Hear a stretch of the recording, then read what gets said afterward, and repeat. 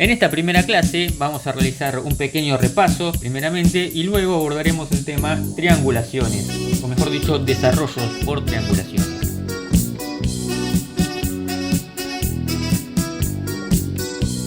En cuanto a los objetivos de esta primera parte, lo que pretendemos es que distingan cuáles superficies pueden desarrollarse de manera exacta y cuáles no, qué elementos de un cuerpo puedo utilizar para construir un desarrollo y que puedan construir proyecciones con información expresada en consignas o de manera no gráfica para poder construir el desarrollo. Es decir, muchas veces no me van a dar las proyecciones para que yo construya el desarrollo, como puede llegar a pasar en el caso de un empleo en la industria el día de mañana, sino que el cliente me puede llegar a decir: necesito una campana extractora que tenga una salida circular de 10 pulgadas. En ese caso, yo tengo que construir con criterio las proyecciones y luego hacer el desarrollo. Y luego, una vez que lo tengo, calcular una superficie de partida.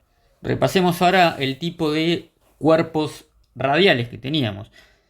Teníamos dos tipos, los rectos y los oblicuos. Recordemos que una pirámide o un cono eran oblicuos cuando la normal al baricentro de la base no pasaba por el vértice, tal como es el caso de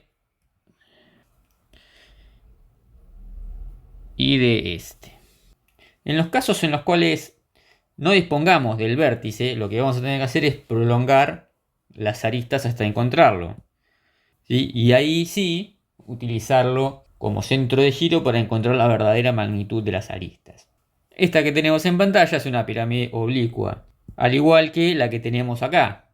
Esta es un poco más complicada de visualizar, pero la forma de resolverla es la misma. Prolongamos las aristas hasta que se cortan en el vértice. Acá, esta pieza es hueca, este segmento de acá tendría que ser punteado, ¿sí? Esto es una pirámide oblicua, piénsenla como que está hecha de un material muy delgado, ¿sí? Como una lámina de chapa. Por eso es que estas líneas de acá son no visibles. Una vez que tengo el vértice, tengo que girar las aristas para encontrar su verdadera magnitud. Tengo que repetir este proceso con cada una de las aristas, y una vez que tengo las dimensiones de todas, puedo construir el diagrama de verdaderas magnitudes y a partir de él construir el desarrollo. En este caso, como la base de la pirámide es esta que tenemos acá, tiene la propiedad de ser frontal, estos segmentos de acá están en y por lo tanto no preciso realizar operaciones adicionales.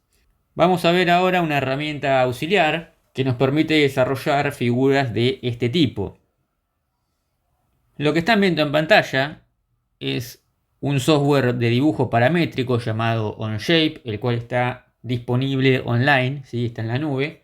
Tiene una versión de estudiante que no tiene limitaciones, es decir, si accedemos a ella como estudiantes no tenemos limitantes en dibujo en cuanto a la cantidad de piezas ni en cuanto a la cantidad de operaciones que podemos hacer. Lo que hay que tener en cuenta es que todo lo que dibujamos y todos los modelos que construyamos serán de dominio público.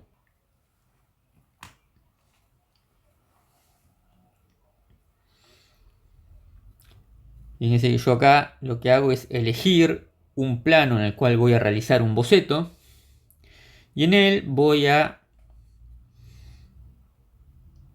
dibujar un polígono, ¿sí? Un cuadrado. Lo que vamos a hacer acá va a ser construir una pirámide y desarrollarla.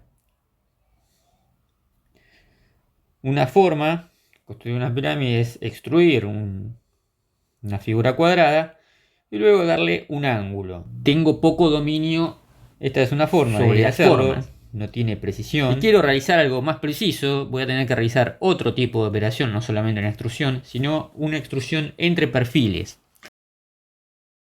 Para eso tengo que construir dos planos, o sea, tengo que definir primero un plano auxiliar en el cual voy a construir la otra figura que va a ser mi figura de cierre, o sea, voy a construir una boca de entrada y una boca de salida.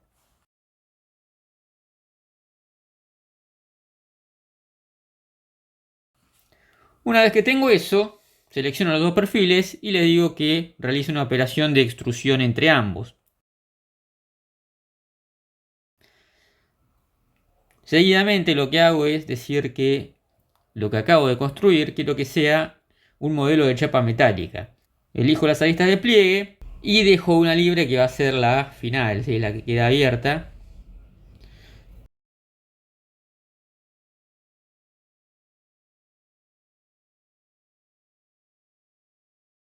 Y en la parte lateral puedo pedir que me muestre el desarrollo de la figura.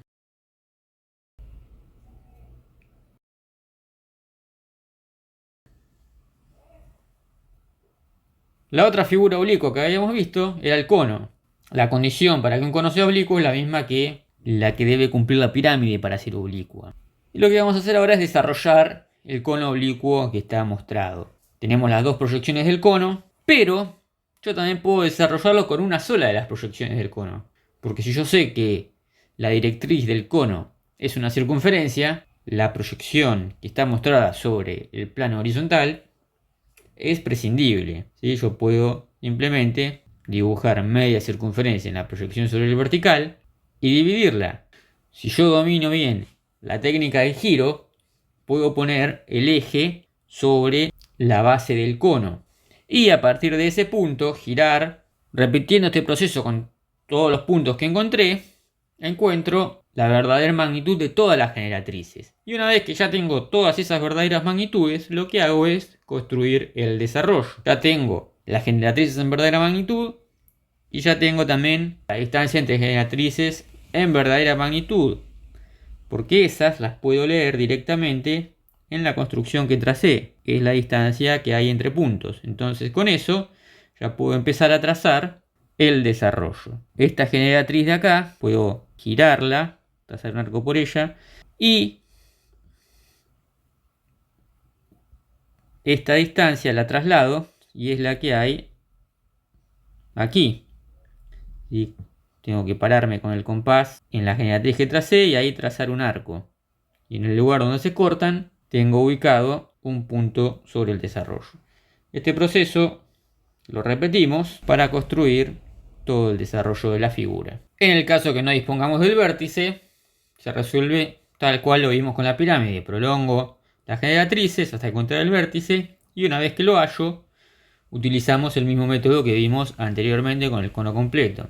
Trazo la semicircunferencia, la divido, encuentro la verdadera magnitud de las generatrices y luego construyo el desarrollo. Un ejemplo de aplicación típico de este tipo de superficies es el de los enlaces. Ya vamos a verlos un poco más en profundidad en las siguientes clases. Acá tenemos otro ejemplo de herramientas auxiliares. En este caso vamos a desarrollar un cono oblicuo utilizando el software SolidWorks. Si noten cómo los softwares son herramientas y no hay que limitarnos solo a conocer una, sino que podemos ir utilizando distintas.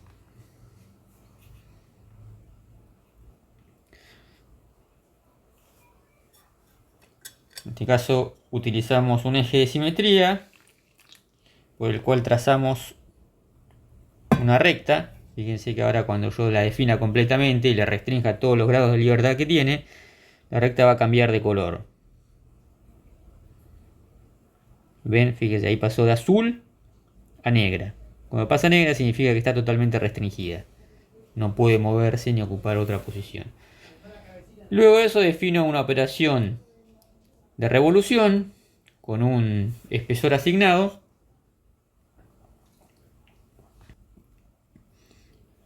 Le doy una cantidad de grados. Fíjense lo siguiente, si el espesor del material es considerable, vamos a tener problemas de ensamblado. Noten que yo acá, cuando le di el espesor, le asigné 10 milímetros.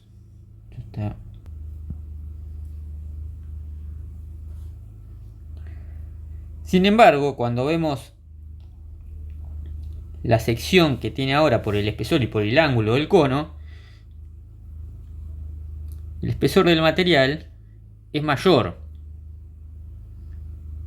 11,6. Entonces, cuando el espesor del material deja de ser despreciable, podemos llegar a tener problemas en eso.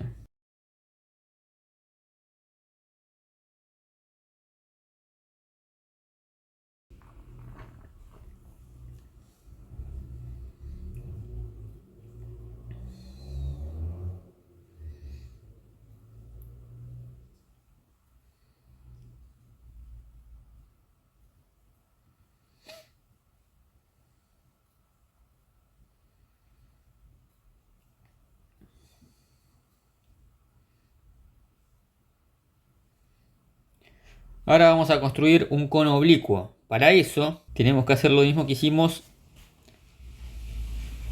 en el video anterior con la pirámide. Tenemos que definir otro plano auxiliar, ¿sí?, para poder construir sobre él el perfil. Acá vamos a realizar una operación de extrusión entre perfiles. Y para poder hacer eso de forma exitosa, lo que tenemos que hacer adicionalmente es dejar abierto los perfiles. Noten que yo acá dibujo una circunferencia y le saco una porción.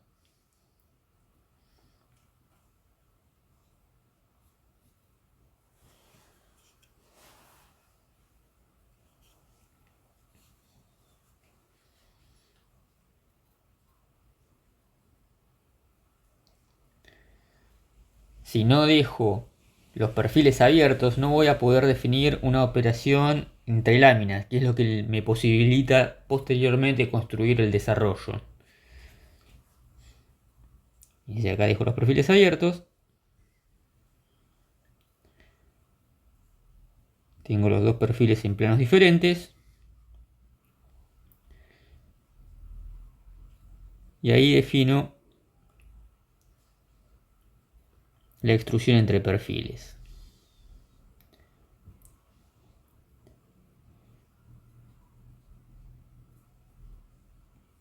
Y ahí tenemos el desarrollo de la superficie.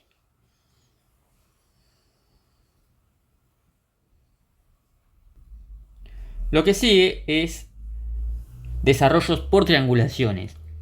En los casos en los cuales tengamos pirámides o conos cuyos vértices no sean accesibles, es decir, cuando el vértice se nos va de la hoja o del material, lo que podemos hacer es desarrollarlos por triangulación. En este caso vamos a desarrollar la siguiente pirámide de base cuadrada, y para poder hacerlo hay que encontrar la verdadera magnitud de todos los elementos que utilicemos en el desarrollo. Entonces, las aristas no están en verdadera magnitud.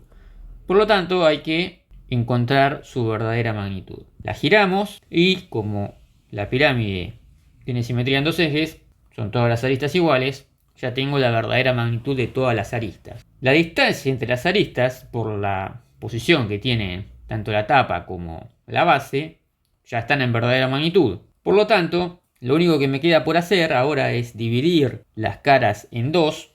Recordemos que para poder triangular la superficie yo tenía que dividir los polígonos en triángulos y encontrar ahora la verdadera magnitud de la bisectriz que acabo de trazar en pantalla. Entonces, para eso también hay que hacer un giro. Y una vez que tenemos la verdadera magnitud de esa bisectriz, ya podemos construir el desarrollo. Tomamos la longitud de la base con el compás, la trasladamos y ahora vamos a ubicar este punto de acá. Para eso tenemos que tomar la longitud de esta arista y de esta bisectriz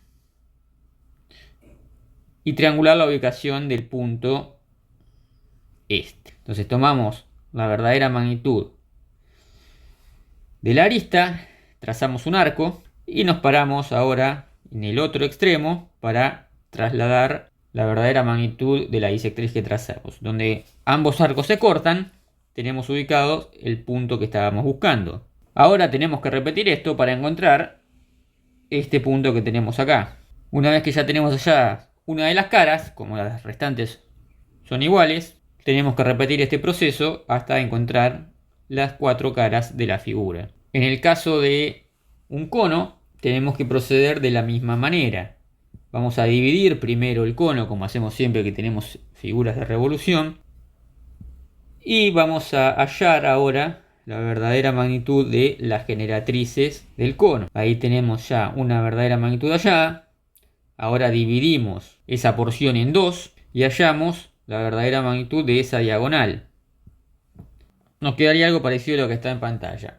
Otra alternativa sería realizar un diagrama de verdaderas magnitudes. Sabemos que todas las aristas van a tener una altura proyectada igual a la que tenemos mostradas en la proyección vertical. Mientras que las aristas tendrán un ancho proyectado igual al mostrado en la proyección horizontal. Entonces podemos construir un diagrama de verdaderas magnitudes con las alturas proyectadas y los anchos proyectados, el cual nos dará las verdaderas magnitudes de las aristas y de las diagonales en las diagonales, tomando el ancho de la figura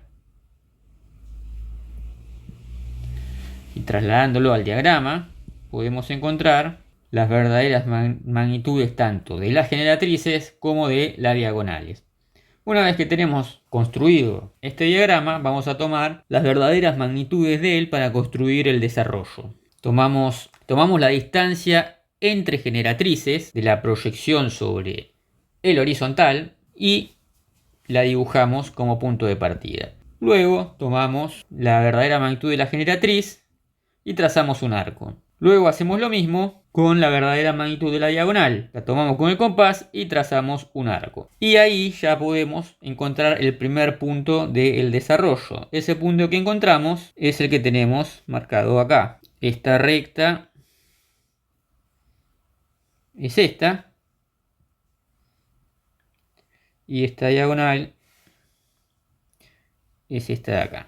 Para encontrar el resto de la figura alcanza con repetir este proceso. ¿Sí? Ahí tenemos ya la primera porción y el resto son exactamente iguales.